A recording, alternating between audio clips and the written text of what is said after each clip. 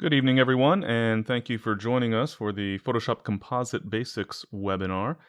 Today I'll be taking you through some of the basic concepts related to creating composite images. This tends to be one of the topics that I get asked about the most, and so we'll focus on a variety of things related to selections and layer masks, cleaning up layer masks, and all sorts of fancy things that we can do in terms of combining multiple images together in Photoshop. Of course, my general tendency when it comes to creating composite images is to create images that are as realistic as possible. So this might not qualify, for example, but we will take a look at a variety of examples, and in many cases they'll be a little bit odd or unusual or weird or not exactly a picture that you would hang on the wall, but the aim here, of course, is to understand the principles involved, some of the concepts involved when it comes to creating composites, and some of the little tips and tricks along the way that can help you produce better results. So let's go ahead and dive in and get started. I want to start off by showing you sort of a variation on a theme. This is a handy little trick that you'll probably rarely be able to put to use because this is a trick that requires a degree of separation in terms of tonal values for an image. So I'm going to open up this photo. We'll bring that up in Photoshop, and you can see that I have two layers over on the Layers panel. I'll talk about layering images in just a moment, but first I want to show you a little trick that in rare circumstances you might be able to use to quickly blend two images together. And this involves using the advanced blending options in Photoshop. And so, again, don't worry about the fact that I've got two images layered. We'll take a look at that in just a moment. But we're going to turn our attention to the topmost layer, and I'm going to simply double click on the thumbnail for that layer. So in this case, I've got this Parliament layer, and down below I have this Clouds layer, and the idea here is that I want to make a better background for this photo. So I've got the silhouetted Parliament building, and I want to put these nice, bright, beautiful clouds in the background instead. So I'll go ahead and double click on the thumbnail for that Parliament layer. That will bring up the layer style dialog, and I'm going to take a look at the blend options down at the bottom of that dialog. At the moment, we're working with the blend if gray option. We can also look at the individual channels, but I'm going to use the blend if gray because that allows me to work based on luminosity values for the photo. The basic concept here is that I can hide or reveal pixels based on the luminance value of those pixels within the image. So this is actually very, very similar to the overall concept of layer masking that we'll take a look at a little bit later. But this is the quick and easy way. So I'll move this dialog out of the way just a little bit. And I'm going to start off with this layer. In essence, what I want to do is keep all of the very dark pixels on this Parliament building layer, and I want to hide all of the pixels that are brighter. And in this case, for the most part, it appears that the sky, everywhere in the sky, is brighter than the Parliament building. So if I hide pixels that are brighter than the Parliament building, I should have a pretty good composite. I'll go ahead and drag the slider for the white point for this layer. So the upper set of sliders here, I'll click and drag that over toward the left. Now, initially you won't see much of anything happening, but as I move further and further, I'm taking brighter and brighter pixels and then moving that down into darker values and darker values still until the underlying image is revealed, because I'm just hiding the area of the sky in my Parliament layer based on luminance values. And of course, when I hide one layer, whatever's down below is going to be revealed. You might be able to tell that we've got a somewhat coarse result. There's some kind of jagged lines in the outline of the building here, and that's because I'm rather abruptly transitioning between areas that are being revealed versus not revealed. To change that, I'm going to split the slider here. So at the moment, I'm not transitioning at all in terms of that sort of virtual masking. And so I'm going to split the slider by holding the Alt key on Windows or the Option key on Macintosh, and then I'll just simply click and drag one half of that slider away from the other half, and that allows me to create some blending. So I'll go ahead and drag this fairly far apart so that you can see that I'm transitioning that hiding of the brighter pixels in the Parliament layer. In this case, I want to drag the leftmost portion over toward the left a little bit more, take the rightmost portion over to the left as well, just a little bit. And I just want to have a fairly basic degree of blending for that Parliament building. Of course, I could also work with the underlying layer. So at the moment, what I've been doing is hiding the bright pixels from my upper layer for this layer, which is the layer that I double clicked on. But I can also reveal pixels from the underlying image layer. Now, if I reveal the dark pixels, that's not going to do me much good. But if I reveal the bright pixels, I can bring forward the brightest areas in the underlying image so that they are on top of, essentially, the foreground layer, my upper layer. In other words, I can bring some of those clouds, the bright areas of the clouds, in front of the building so that the building is essentially nestled among the clouds. So once again, working with the white point slider, but this time for the underlying layer set of controls here, I'll drag that white point over, and that will reveal the brightest portions of the underlying image layer. Of course, now we have an even more significant issue as far as that lack of blending, and so I need even more blending between the areas that I'm revealing versus those that remain hidden. So once again, I'll hold the Alt key on Windows or the Option key on Macintosh, click and drag half of that slider, and now I can determine the degree of transition that I want and also the specific range of tonal values that I'll include within the image. I'll go ahead and bring back the rest of that layer style dialog, and I'll click the OK button in order to finalize the effect. I could always come back to that dialog simply by double clicking the thumbnail for that upper image layer, but as you can see, it gives me a very simple way to blend these two images. This does not make use of a layer mask. I don't have the ability to get back in there and fine-tune things after the fact as far as a layer mask based on geography within the image, in other words, various locations within the image. With this technique, I can only work based on luminance values. And because of that, it's a little bit limited, and you'll find very often that you just don't have the degree of tonal separation that you really need with most images to make this successful. So it's a fun technique. In those situations where it actually works well, it can be a wonderful, helpful technique, but it is something that you probably won't be able to use all that often, unfortunately, as cool a technique as it is. So let's take a look at some of the more realistic options in terms of techniques that we'll typically use that give us a bit more control when it comes to creating composite images. I'll go ahead and close that image, and I'm going to take a look at two additional images. I have a squirrel photo here, as well as a photo of the sun in the sky. You might recognize that as the same sky we just brought into the Parliament building. And so I'm going to start off by putting both of these images into a single document. In other words, as we saw with the previous image, in order to create any level of composite, I need more than one image in the same Photoshop document. And so I want to do that as easily as possible with as little effort as necessary. And I'll show you both the technique with Adobe Bridge as well as the technique with Lightroom. They're very similar, and they produce essentially the exact same result, but it's a quick and easy way to bring these images together in a relatively automated way. I'll start off by selecting those two images. So I'll click on the first image, and then I can hold the Shift key and click on the last image in the sequence, in this case just two images. I can also select non-contiguous images by holding the Control key on Windows or the Command key on Macintosh. So I'll go ahead and select those two images, and then from the menu in Adobe Bridge, I'll choose Tools, Photoshop, and then Load Files into Photoshop Layers. When I choose that command, both of those images will be opened in Photoshop, and they'll be assembled into a single document with multiple layers, in this case just two layers. And so sure enough, you can see that I have my squirrel layer as well as my sun layer. I'm going to show you really quickly before we work on this image. I'll go ahead and switch to Lightroom, and we'll take a look at the exact same process with the exact same images. I'll go ahead and select those two images, and then I can go to the photo menu in the case of Lightroom and choose Edit In, and I'm not going to choose the Photoshop option. Instead, I'm going to go down to the bottom of that flyout menu and choose Open as Layers in Photoshop, and that will give me the exact same result with those two images layered together into a single document. But I won't perform that step in this case since we've already done it via Bridge. The point is that this gives us a very quick and easy way to assemble the multiple images.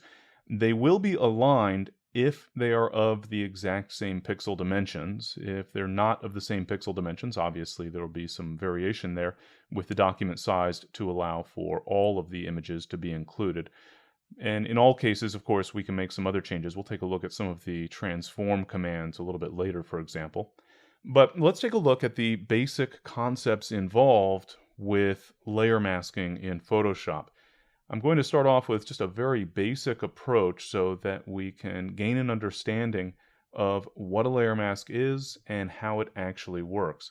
I'll start off by adding a layer mask, so I'll go ahead and click the Add Layer Mask button. That's the circle inside of a square icon found at the bottom of the Layers panel. I'll want to first make sure that I have the layer to which I want to add a layer mask selected on the Layers panel. So in this case, I want to hide part of the squirrel layer in order to reveal the sky. So perhaps, for example, you can see there's a little bit of an outline here of the rocks, so I might replace those background rocks with sky, and I can do that with a layer mask. Of course, in this case, it just so happens that the layers are in exactly the order I want them. If, for any reason, that were not the case, I can click and drag either of the thumbnails in this case, and just drop them into a new position on the layers panel. So if I want to have those layers in a different order for any reason, that's perfectly fine. Just drag them on the layers panel. Generally speaking, although it's not necessary, I very much prefer to have the object that I'm placing onto the background as the upper layer. And that just stands to reason in terms of logic. I want to have whatever's going to be the background in the background, and I want to have whatever's going to be in the foreground up on the top.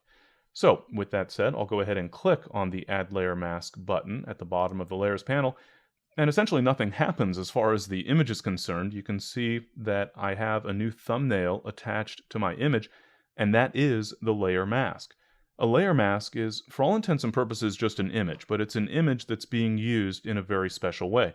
Specifically, a layer mask is being used to identify which pixels are visible and which pixels are invisible.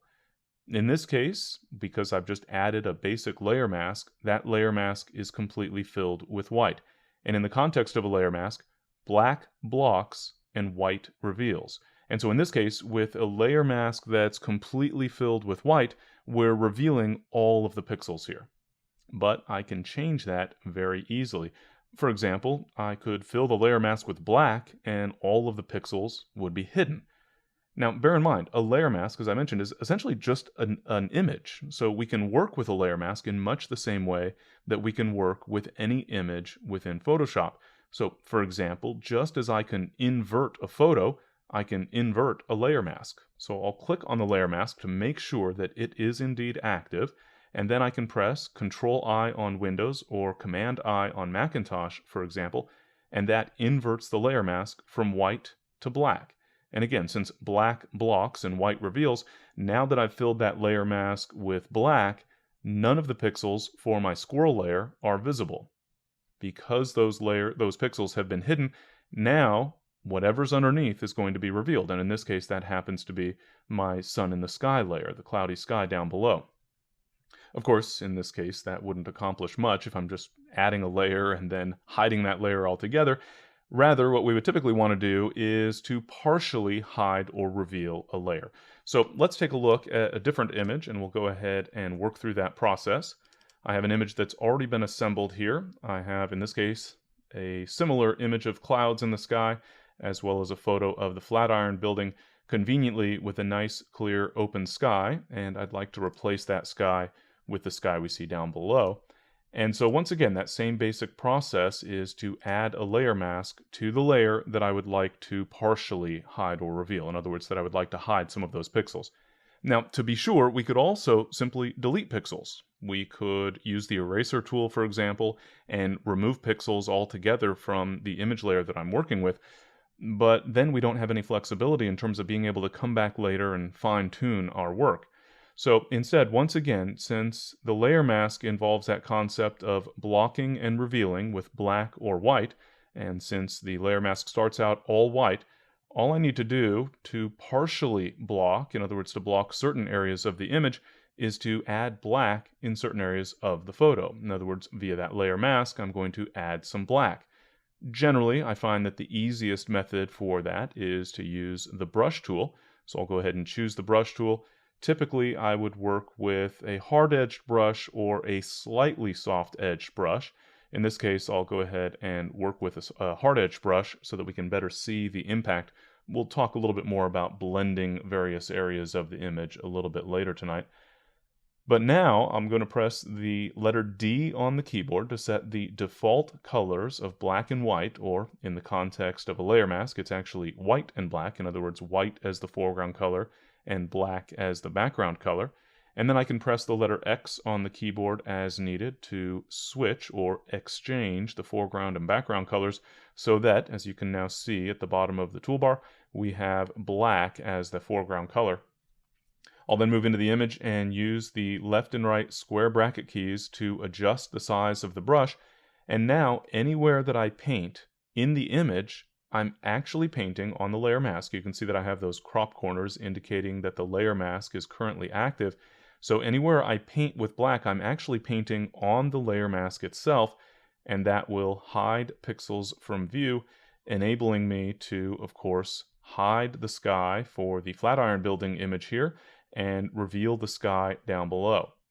Now, if I were to take the time and zoom in very carefully and use a small brush and get into every little nook and cranny, then certainly I'd be able to produce an excellent result here. But of course, I'm too lazy for that, so I would never, well, maybe not never, but I would rarely ever want to actually work in this fashion. But this does give us a pretty good sense of how we can work with that brush in order to fine-tune a layer mask. Now, while I would not use this as my starting technique, I would absolutely use this later to clean up a layer mask, and I'm sure we'll see some examples of that later on. But if I were to make a mistake and hide areas that I did not want to hide, because I'm using a layer mask, even if I had saved this image and closed this image and shut down my computer and come back to it tomorrow, I still have the flexibility of essentially undoing my work even though I've lost my history, and that's because I'm not actually erasing pixels, I'm just hiding or revealing pixels based on that layer mask. So once again, black blocks and white reveals, and so if I've blocked an area of the Flatiron Building that I did not intend to, I can simply press the letter X on the keyboard to switch my foreground and background colors, and then paint where I need to reveal again. And so I'm essentially unerasing, as it were. In this case, because I can't really see the entirety of the building, or at least the edge of that building, I'll actually paint beyond the edge just a little bit. Then I can press X once again and then move in carefully, of course, zooming in using a very small brush so that I can work in great detail. But in most cases, I don't want to do all this work. I'd rather find a more efficient technique that enables me to actually perform essentially the same task automatically. So I'm going to go ahead and close this image, and we'll open up a different image where we can use a selection as the basis of our layer mask. So in this case, I have this interesting looking statue, a little bit eerie looking statue actually, that I would like to blend in. The background here is not all that interesting, so I think I'd like to place that statue into a different location. And I'm going to use a selection as the basis of that blending. In other words, to use a selection to create a layer mask, which I can then, of course, fine-tune as needed. So I'll go ahead and start off by creating a selection. I'll just use the quick selection tool here. I can then simply click and drag across the image. And as you can see, the quick selection tool makes quick work and relatively easy work of creating a selection. Unfortunately, at the moment, it has not yielded a perfect selection, but it's actually pretty close. There are just a handful of areas that I need to now remove from the selection. There's this area over on the right. So I'll hold the Alt key on Windows or the Option key on Macintosh in order to access the Subtract from Selection option. And then I'll click and paint over those areas. You can see that it extended a little bit into the statue. In other words, I've subtracted part of the selection of the statue here. So I'll go ahead and click and drag across there without the Alt or Option key so that I'm adding to the selection. I'll then hold the Alt or Option key and subtract over there. For this portion, I'm going to need to zoom in a little bit. So I'll zoom in and in fact reduce the size of my brush, then hold the Alt or Option key and click and drag across that area, trying to sample essentially all of the areas that I need to remove from the selection. You'll notice that because I have the Auto Enhance option turned on the options bar, that the selection kind of dances around just a little bit while I'm working. Once I release the mouse, Photoshop will analyze that particular area, and you'll often see the selection either grow or shrink just a little bit. You can also see some areas over on the left that are a little less than perfect. For our purposes right now, though, I won't worry too much about getting this selection absolutely perfect, but generally speaking, I most certainly would take the time to get the selection as accurate as I possibly can, because that's going to save me some effort later. So once I've created the selection of the statue in this case, I can use that selection as the basis of a layer mask. So I'll go ahead and make sure that the appropriate layer is active on the layers panel, in this case the statue layer, and so I'll just click on the thumbnail of that layer. And now I have a selection loaded. So I've selected the area that I want to keep, and unselected are all areas that I essentially want to get rid of in order to reveal the layer below. If that's not the case, in other words, if I created the opposite selection because it was just easier to do, then I could simply go to the Select menu and choose Inverse, or on Windows I could press Control-Shift-I, or on Macintosh Command-Shift-I to invert that selection. But in this case, I don't need to invert the selection. It's exactly what I want, or at least close. It may not be exactly perfect at the moment, but it looks to be reasonably accurate. So with that selection loaded, and with my statue layer active on the Layers panel, I'll simply click on the Add Layer Mask button, and as you can see instantly, I now have this composite image. And again, it's based on a layer mask, so if I find that there are some problems with this layer mask, I can go back and clean it up, fine-tune it, perform a variety of steps. For example, we can see some pretty clear indications here on the left side. There's a little dark area along the edge. This central area that I needed to subtract from the selection, I'll go ahead and zoom in, and we can see that that obviously is far from perfect. But as we saw in the previous image, I can use the brush tool to modify a layer mask. So with the previous image, I was starting with the brush tool to fine-tune the mask, essentially creating the mask from scratch. In this case, I used a selection as the basis of that layer mask, but I can mix and match these techniques. So I'll go ahead and grab the brush tool, for example, and I'll reduce my brush size. And now I want to block these areas. So the green and the orange, that's the background of the statue image. If I want to remove them, I'll make sure that my layer mask is active. And now I can use the brush tool, painting with black, to block those areas. Of course, I'm sure you can appreciate that this can often mean a lot of work, a lot of painstaking work, and it sort of underscores some of the inherent challenges of layer masking.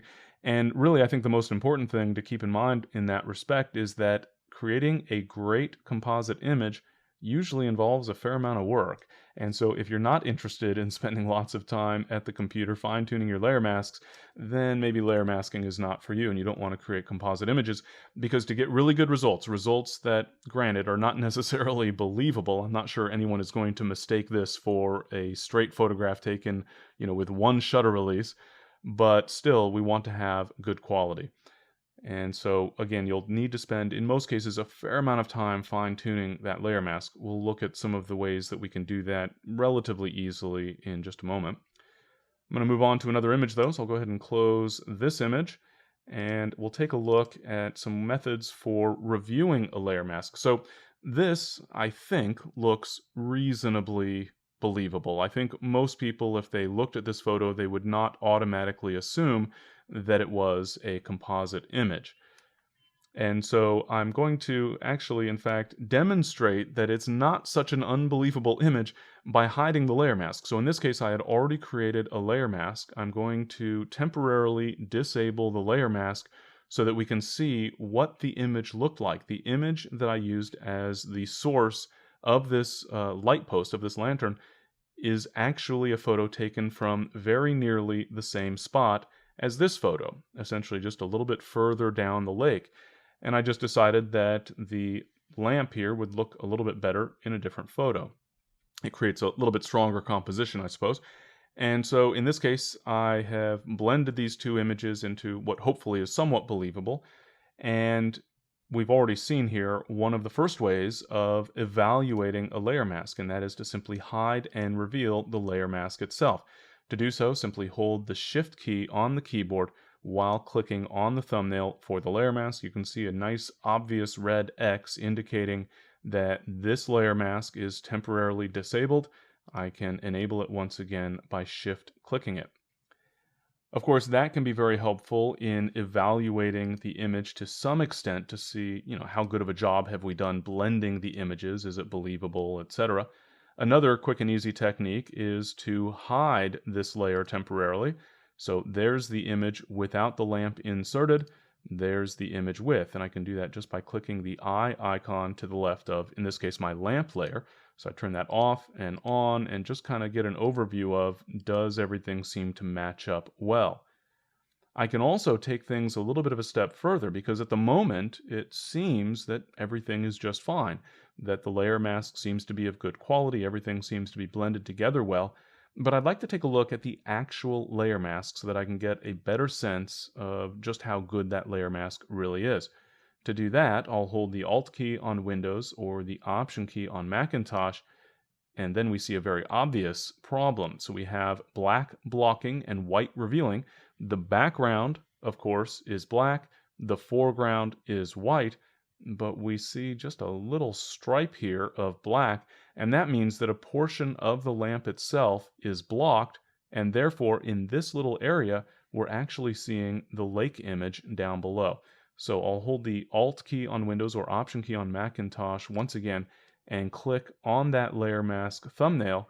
And now if we take a closer look, we can kind of see that it looks like there's a little bit of a hole in the lamp.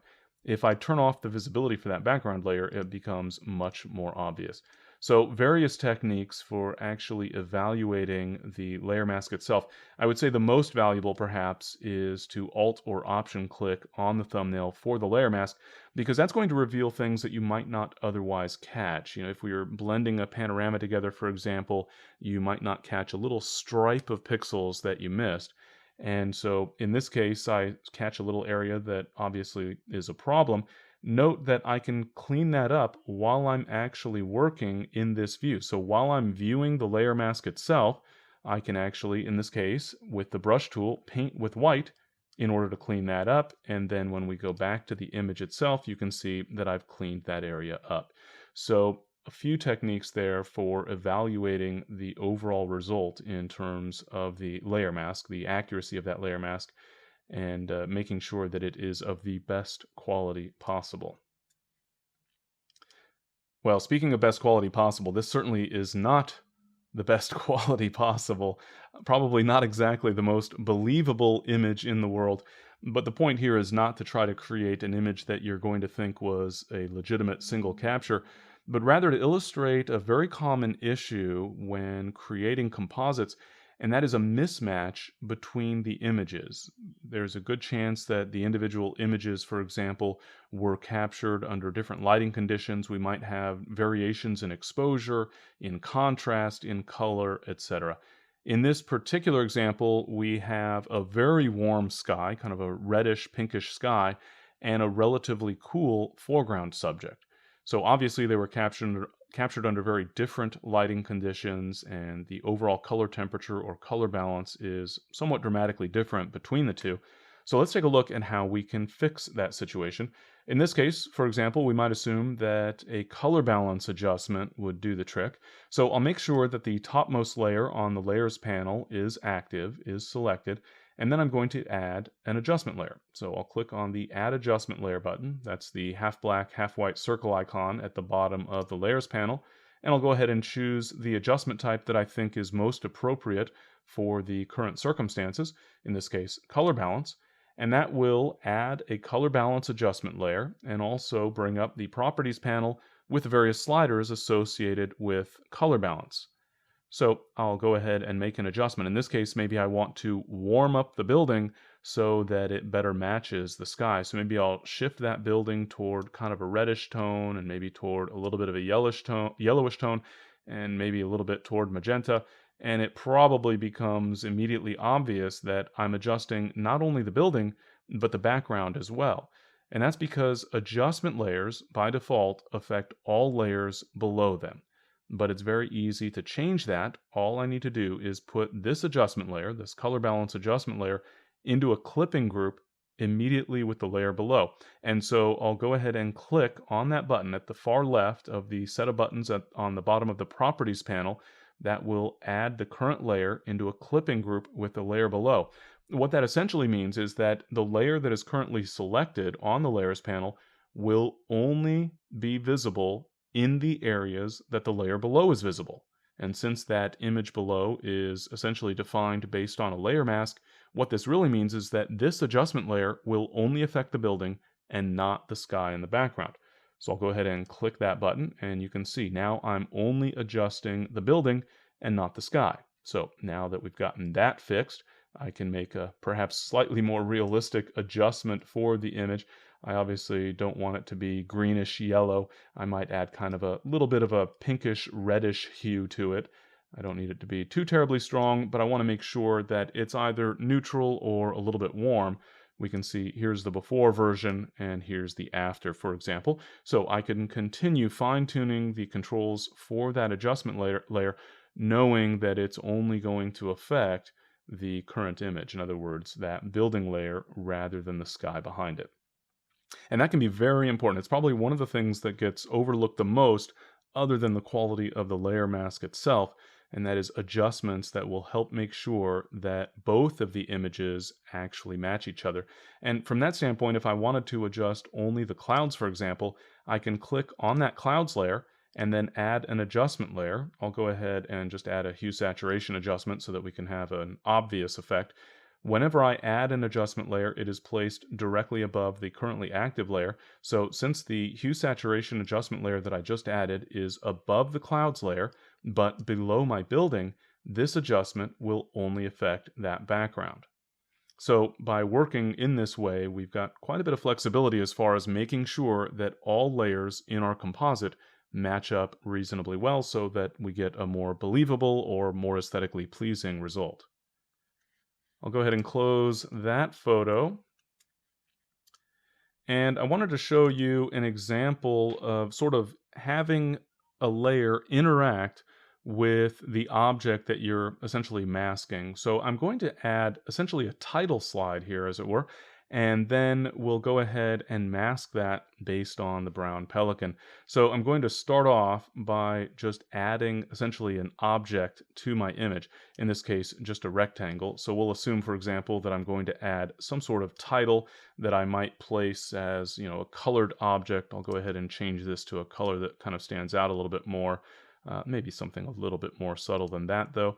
Something like that will work out just fine. So now I have an object here, essentially just a block of color that I might use to place title text on top of, but now it's covering up the wing of the brown pelican. And so what I like to do in this type of situation is to actually sort of layer the document. In other words, I want the background of the actual photo, then I want this colored box that I might place some text onto, and then I want the bird.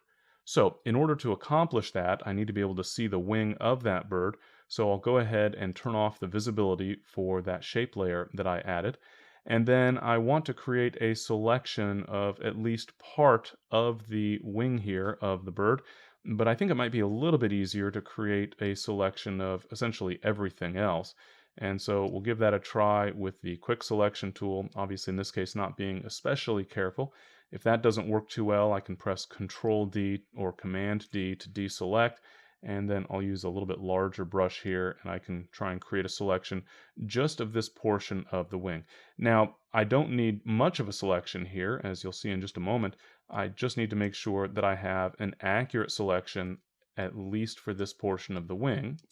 And that means getting in somewhat close and hopefully creating a selection with relative ease. In this case, I'm just using the quick selection tool. Obviously, for our purposes, I don't need to take the time to get an absolutely perfect selection, but we'll get this reasonably close. Reduce that brush size once again. We can use the left and right square bracket keys as needed to adjust the brush size. And now I have a selection that includes that portion of the wing, but I do need to subtract some areas from it. And so once again, I can adjust the brush size as needed and use the Alt or Option key, Alt key on Windows, Option key on Macintosh, to access the Subtract from Selection option. And then I can just subtract those areas that I want to remove from the selection. So obviously still not quite perfect, but we're getting reasonably close here. I won't spend too much time trying to get this absolutely perfect. I think this gives you a reasonably good idea. And I'll go ahead then and turn on once again the layer that I created, that rectangular shape. And so now I have an area that I would like to use as the basis of a layer mask. And in essence, what I'm going to do is reveal this shape only where the wing is not. And what that really means is that if I'm going to block any areas of the color layer here, then I need to block what's outside of that wing. So in some cases, it can get a little bit confusing trying to keep tabs on which area do I need to select versus deselect, etc. But in this case, it's relatively straightforward. What I essentially want is to fill this portion of the image of my layer mask with black so that we're blocking this image, in other words, the rectangle here that I've created. Of course, at the moment, I have essentially the opposite selection in terms of what area I want to keep for that rectangle. And so conceptually, I want the opposite selection. So I'll go ahead and invert that selection, and then I'll add a layer mask. And you can see that now I'm blocking the area that was selected. I'm revealing everywhere else within the photo. Except in this case, all that really means is the colored stripe, that rectangle that I created. So I'm just using that selection really to block specific areas. I'll go ahead and show the layer mask, and I have essentially just the wingtip filled with black on this layer mask because the rest of the image, it essentially takes care of itself because I have that shape defined in just a small portion of the image. The rest is just transparency. And obviously we can see that there's some cleanup work needed on this layer mask, but this gives you a pretty good sense of that ability to kind of create this multi-layered effect when I'm creating titles or otherwise adding some sort of graphic element. This can be very helpful in producing a more interesting result. I'll go ahead and close that image. And we'll take a look at another example here. In this case, I have several images of a jet landing, and they were all captured at the same basic spot. So it's sort of a sequence, essentially, except that the camera did move just a little bit because there was not a tripod employed. And so I want to blend these images, but first align them. So I'm going to click on the first image in the series there, and then I will click on the last image in the series while holding the Shift key. So click on the first and then Shift click on the last, and that will select all of those 3 images in the sequence. And then I want to layer those images, much like we saw earlier in this webinar, except I also want them to be aligned. And so instead of just opening them as layers, I'm going to make use of Photo Merge in Photoshop to align the individual layers with each other. So I'll go to the Tools menu and choose Photoshop, and I want to use Photo Merge. So instead of using the Load Files into Photoshop Layers option, I'm going to use Photo Merge so that these images will essentially be moved around a little bit so that they'll match up. Those images will be opened. You can see the Photo Merge dialog. You might be familiar with this dialog from assembling panoramas in Photoshop. In this case, I only want to reposition the images, so I'll choose that option, and I want to turn off Blend Images Together because I don't want any layer masks to be created for me. So with those options set, I'll go ahead and click the OK button, and Photoshop will process all of those images, bringing them together into a single document, but also moving the images around so that, to the extent possible, they will line up perfectly. In this case, the images were all captured with a relatively extreme wide-angle lens, and so the alignment will probably be just a little bit problematic. But let's take a look at what we can accomplish here. You'll see on the Layers panel that I have the images presented essentially from top to bottom in capture order. So the top image was captured first, then the second image followed by the third. I'd actually like that to be reversed. So I'm going to drag the thumbnail for the bottommost layer up to the top, and then I'll take that middle layer and drag it down to the bottom. So now the bottom layer is my first capture, the layer above is my second, and the layer above that is my third. And part of the reason that I'm doing that is that I want that bottom layer to be the layer that is essentially my canvas, my backdrop. It is the basis of the overall composition. And in fact, I'm going to start with that layer, and so I'll hold the Alt key on Windows or the Option key on Macintosh, and then click on that eye icon associated with the bottommost layer. And what that will do is cause only that layer to be visible. Next, I'm going to bring in another layer, but I want to do so in a somewhat careful manner because I'm creating this composite of multiple images. And what I'm planning to do, in case it wasn't plainly obvious, is to take one image but have three airplanes. So I'm going to blend the aircraft from each of these three layers into one image. So I've started off with just my base layer. Now I'm ready to bring in my second layer. I'm going to add a layer mask. However, instead of just clicking on the Add Layer Mask button at the bottom of the Layers panel, I'm going to create a layer mask that is inverted. In other words, that is filled with black rather than white. And to do that, I can simply hold the Alt key on Windows or the Option key on Macintosh while clicking on that Add Layer Mask button, and the layer mask, as you can see, is filled with black. So even if I turn on the visibility of that layer again, I'm not going to see any pixels on the layer because the layer mask is filled with black. Of course, I'd like to reveal some of the pixels on that layer, and in this case I'll just use the brush tool to accomplish that. I'll use a slightly soft brush and paint with white in order to reveal. But at the moment I can't really see, of course, what I'm revealing.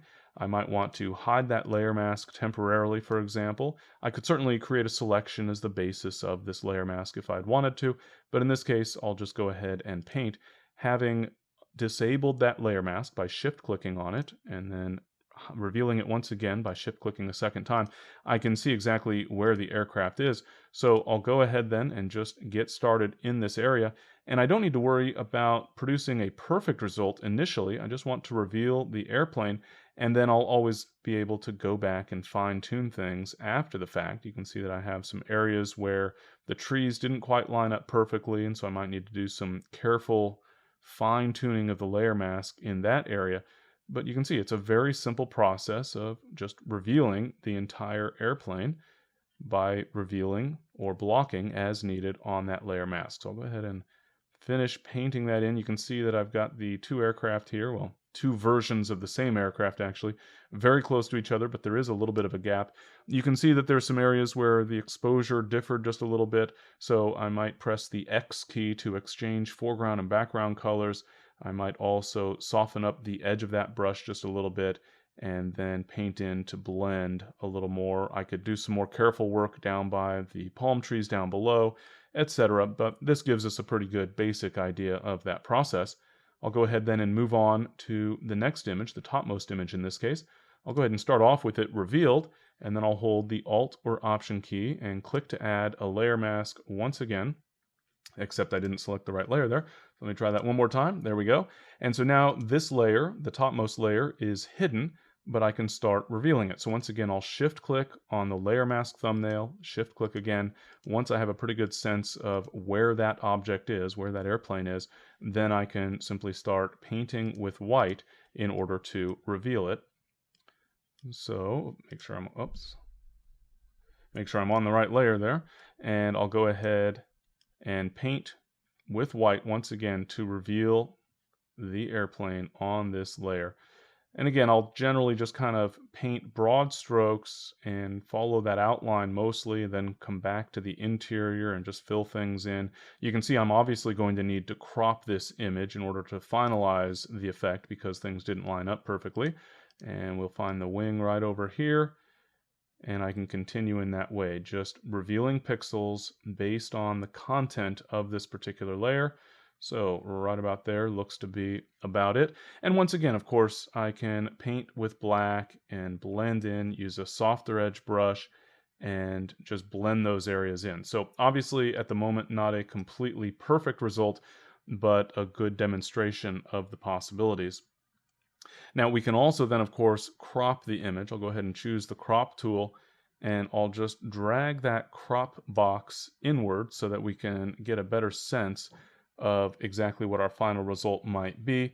I'll make sure that the Delete Cropped Pixels checkbox is turned off so that I'm performing essentially a non-destructive crop, so that later I can simply choose Image Reveal All if needed in order to reveal all of the pixels in the photo.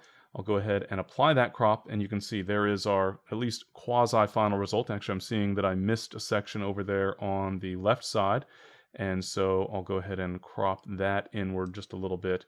And there we go. That's a little bit closer to a final result. Obviously, some cleanup work still needed on the layer mask itself, but now we've taken those 3 frames captured from the same spot and blended them together. So a little bit of cleanup work still to do, but hopefully you understand that basic concept. Even when we have a somewhat complex result that we're trying to achieve, with a little bit of effort and a little bit of patience, it's a relatively easy process. We're going to take a look at an image here. Obviously, not the most realistic composite that I've ever created. Mostly just a fun image that I like to play with. And the technique I want to show you here is actually using some of the transform commands. So I've talked about the fact that a layer mask is essentially just an image layer that you can manipulate just like any other image, but that obviously has some special behaviors associated with it. You may already be familiar with the fact that you can use the transform commands in order to adjust the overall size, position, and even to warp the particular image. So I'm going to resize our little sparrow here. And the key thing to keep in mind is that because I have a layer mask associated with this image, and because those 2 objects are linked together, so you can see that between the image layer and the thumbnail for the layer mask, you can see a little chain link icon. That means that those 2 objects are linked together. So if I transform one, I'm transforming the other. In some cases, that's exactly what I want to do. I would say in most cases, that's what I want to do. But there are also situations where I might want to unlink so that I can change the size of an image inside the boundary of a layer mask, for example. But with that image layer selected, I can then just choose Edit Transform in one of the particular transformation commands, or, as I normally do, just choose the free transform command, which you can access via Control-T on Windows or Command-T on Macintosh if you prefer keyboard shortcuts. And once I choose that command, you'll see that I get a bounding box here. If I want to maintain the aspect ratio, which in this case I probably would, then I need to hold the Shift key while adjusting any of the corners, and then I can just click and drag. So I can make a life-size sparrow, but in this case that's probably not going to have much of an effect. I can create, maybe a more people-sized sparrow or an absolutely huge sparrow, and then move it around within the image. Now, one of the other things, obviously at this point we have an incredibly realistic image, at least for fans of, B horror movies. But one of the things that I see very often when folks are creating composite images is they neglect some of the real fine details that makes the image a little less than believable. And specifically creating that sort of cutout appearance. Obviously, in this case, the layer mask is moderately accurate. It's not the highest quality layer mask I've ever created, but it's a reasonably good layer mask. The problem is that I've cut out just the bird. But I don't necessarily want just the bird. I actually probably want just a little bit less. Specifically, I probably want those feet, as it were, those talons on this gigantic sparrow to blend into the background just a little bit. I've seen photos where someone has taken a person and blended them into a different background, but didn't have, for example, the grass rising up in front of their shoes. And so I'm going to fix this just a little bit for illustrative purposes. I'll go ahead and click on the thumbnail for the layer mask to make sure that it's active. I'll choose the brush tool, and in this case I want to block portions of this image layer, so I'll make sure that my foreground color is set to black. Maybe use a moderately soft edge brush, so just a little bit of a soft edge brush, and then I can just kind of, blend in however I need. Maybe in this case just kind of making it look as though those big huge sparrow talons have kind of just sunk into the mud there a little bit. Go ahead and pan across, and we can have this one dig in just a little bit as well. Once again, the idea is just to make the result look a little bit more realistic by blending the image into the surrounding, into that background. Obviously, in this case, there's some other cleanup work that could be done, but it's one of the key things to keep an eye out for, not just making sure that the 2 layers match up with each other, but also that the layer is blended in appropriately. In other words, you don't necessarily want to reveal only the subject. Sometimes you want a little bit less. And sometimes you want that subject to be absolutely huge. So I'll go ahead and close that without saving, and we'll take a look at the next little technique here. This one mostly just for fun. Once again, getting back to that notion of semi-realistic, using the term realistic there a little bit loosely, but a semi-realistic result, or trying to create something. And obviously here, an oyster catcher on a highway in the middle of the Alps, not the most realistic composite that one could create. But again, the concept here is just that we're blending some images. Maybe I'm, using this for some graphic purpose, for some sort of advertisement, or in this case, I'm just having fun. But we might have a situation where we're blending and we don't actually have all the elements we need. Specifically, I might want to have a shadow for this bird. And so I'm going to create essentially a duplicate of this layer that just represents a shadow. I'm going to start off, though, by mimicking the shape of the bird, because obviously I want the shadow to essentially match the shape of the bird. And so I'm going to use the existing layer mask. So in this case, I've already created that composite. I'll use that existing layer mask as the basis of my new layer. In order to create essentially a layer mask from this layer mask, one of the easiest techniques is to simply hold the Control key on Windows or the Command key on Macintosh and click on the layer mask. That will create a selection based on the layer mask. Then I'm going to create a new layer. And in this case, I want the layer, my shadow layer, to be above the background, but below my oyster catcher. And so I'll click on that background image layer, the lower layer there, so that it is active. And then when I create a new layer, it will be placed directly above that layer so that it's in between the two layers. Now I'll go ahead and add a layer mask based on the oyster catcher layer there. So I've got that selection loaded. If I now add a layer mask, I get essentially a duplicate of my original layer mask, so that the pixels on this layer, I'll go ahead and just rename this to shadow, the pixels on that layer are only visible in the shape of the oyster catcher. Of course, at the moment, that layer is completely empty, and so this has essentially accomplished absolutely nothing, but I can go ahead and fill that layer, for example, with black. In this case, black is my background color, so I can just press Control-Delete on Windows or Command-Delete on Macintosh in order to fill that layer with the background color. That would be Alt-Delete on Windows or Option-Delete on Macintosh if I wanted to fill with the foreground layer, the foreground color rather. And then I'm going to turn off the oyster catcher layer so that we can see our shadow layer. So now I have a perfect shadow.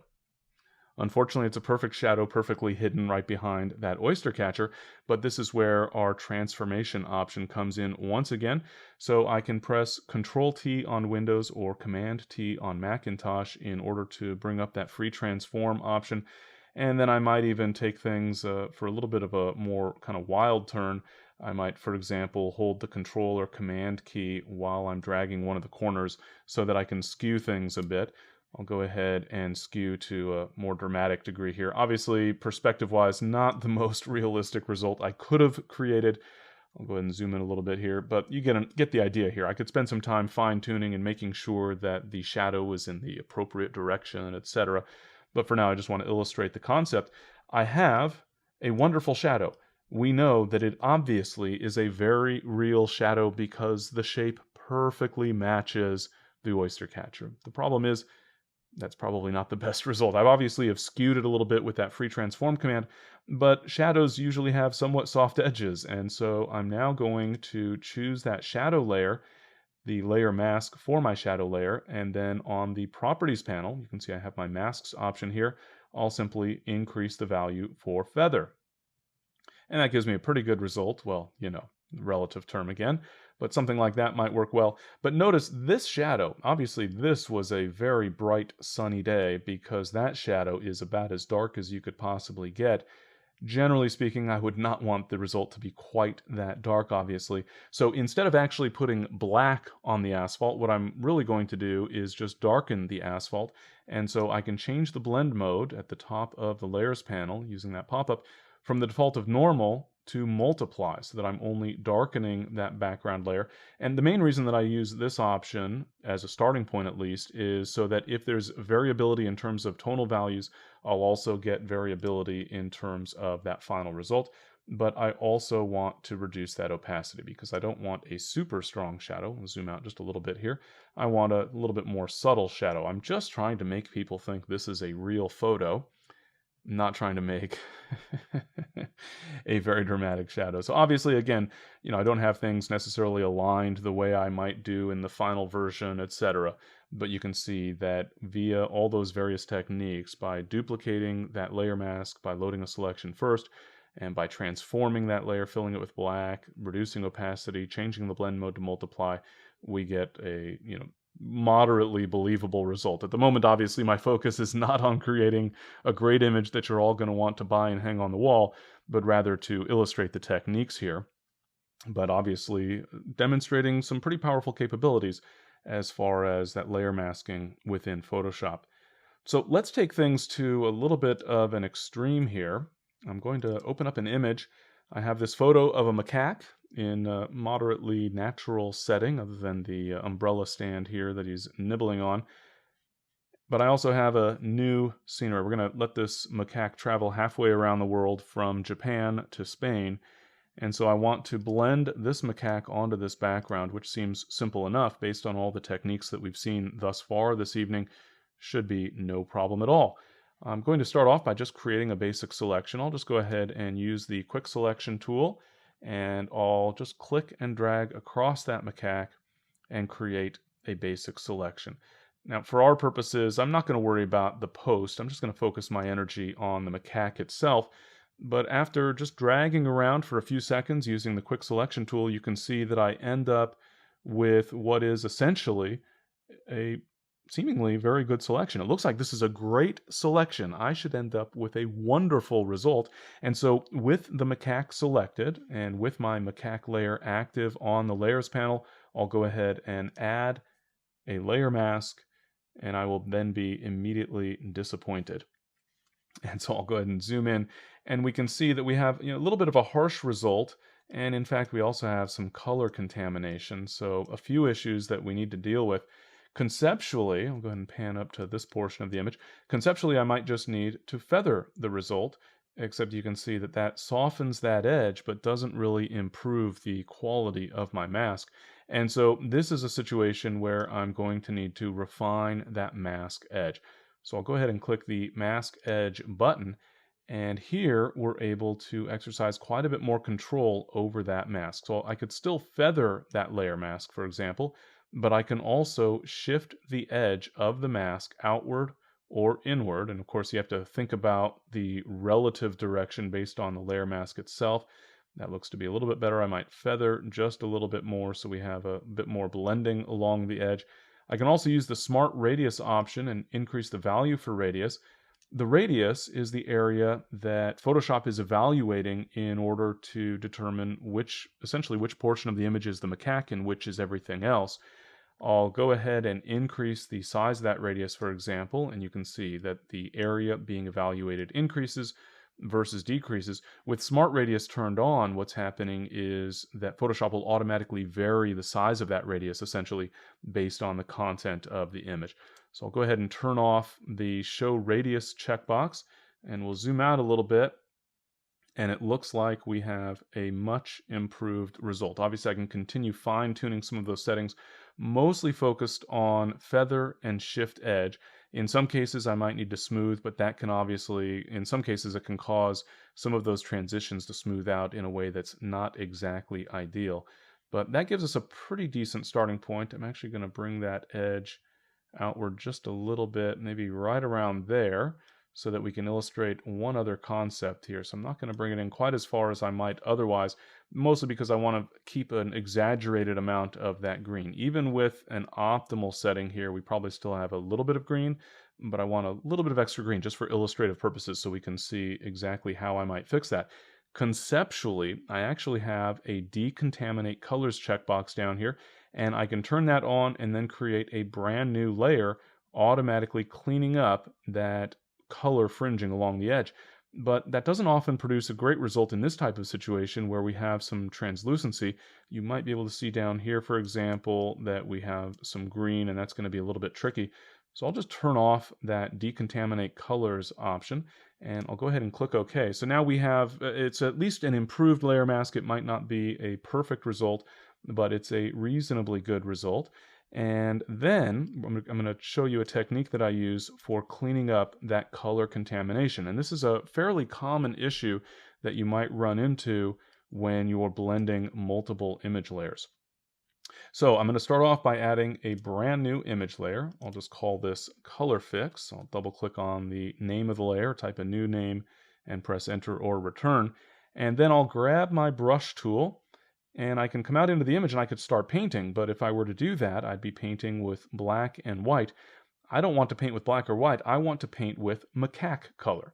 And so I'll go ahead and hold the Alt key on Windows or the Option key on Macintosh and sample a color from the macaque itself.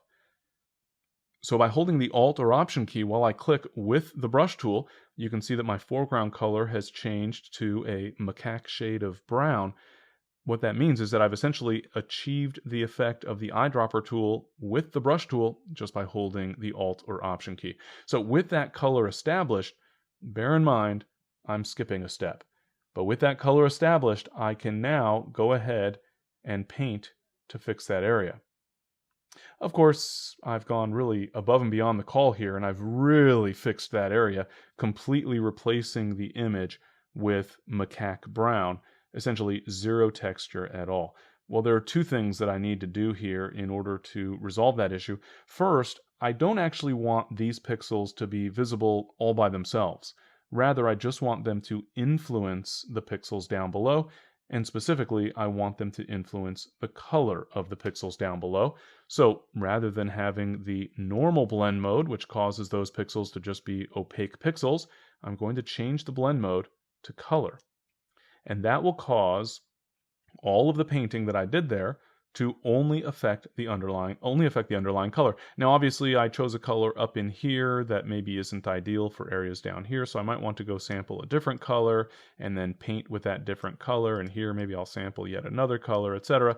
You get the idea that I can continue cleaning that up and sampling colors as needed until I have a nice good blend, obviously using a soft-edged brush. But you might also notice that I'm not affecting only the macaque, I'm also affecting that background. And that's because my color fix layer is just another layer sitting on top of all of my layers, including that hayfield, which is my bottommost layer. To fix that, all I need to do is put this color fix layer into a clipping group with the layer below. So earlier we saw an adjustment layer being placed into a clipping group with the layer below, so that we were only adjusting a specific layer. Now we're using that same basic concept to apply pixels only where pixels are visible below. To accomplish that, I'll hold the Alt key on Windows or the Option key on Macintosh, and then hover my mouse on the line between my color fix layer and my macaque layer. You'll see that the icon changes there when I'm in the right spot. When I click the mouse, once again holding the Alt or Option key, the color fix layer is now in a clipping group with the macaque layer so that it is only visible where the macaque is visible. So I'll go ahead and turn that layer off and on, and you can hopefully see there's the green that appears in the original image, and there is the color that has been fixed. Obviously, there are some additional areas surrounding the macaque here that I would also need to clean up in a similar fashion, but you can see that even when I have a tricky situation, I'm able to use that option to refine the mask in order to improve the edge of the mask, and also use this color fix layer technique in order to blend the result a little bit more evenly and with a better match in terms of that background. And that's especially important when we have a subject that has some degree of translucency, usually the fuzzy stuff, hair, feathers, fur, and that type of thing. So hopefully that gives you a pretty good sense of the overall possibilities in terms of creating composite images in Photoshop.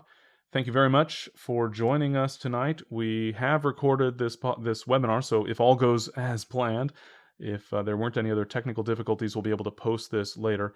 But thank you very much for joining, and hope to see you for the next webinar.